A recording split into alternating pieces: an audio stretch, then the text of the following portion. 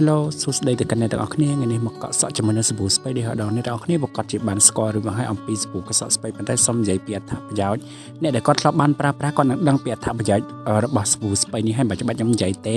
ប៉ុន្តែខ្ញុំចង់និយាយថាពេលដែលខ្ញុំបានប្រើរយៈពេល2ខែនេះគឺកូនសក់ខ្ញុំដោះមកច្រើនខ្លាំងមែនទែនសក់ខ្ញុំពីមុនគឺជ្រុះណាអ្នកនរគ្នាចាំខ្ញុំឲ្យមើលរូបគឺជ្រុះខ្លាំងមែនតើដូចជាខ្ញុំបានដាក់រូបឲ្យមើលអញ្ចឹងនៅលើបាតដៃខ្ញុំនេះគឺជ្រុះខ្លាំងមែនតើអ្នកនរគ្នាប៉ុន្តែបន្ទាប់ពីខ្ញុំបានប្រើជាង2ខែមកគឺសក់ខ្ញុំដោះកូនសក់មកច្រើនហើយគឺវាជួយឲ្យសក់ខ្ញុំរឹងមាំជាងមុនចំពោះ form លាងមុខស្ពៃនេះក៏ល្អផងដែរអ្នកនរគ្នាគឺខ្ញុំប្រើចោះខ្លាំងមែនតើមួយថ្ងៃខ្ញុំដោះមុខពីរដងដូចសាប៊ូកក់សក់ដែរពេលដែលយើងបានដាក់លើស្បែកមុខរបស់យើងមានអារម្មណ៍ថាទន់ហើយត្រជាក់ហើយ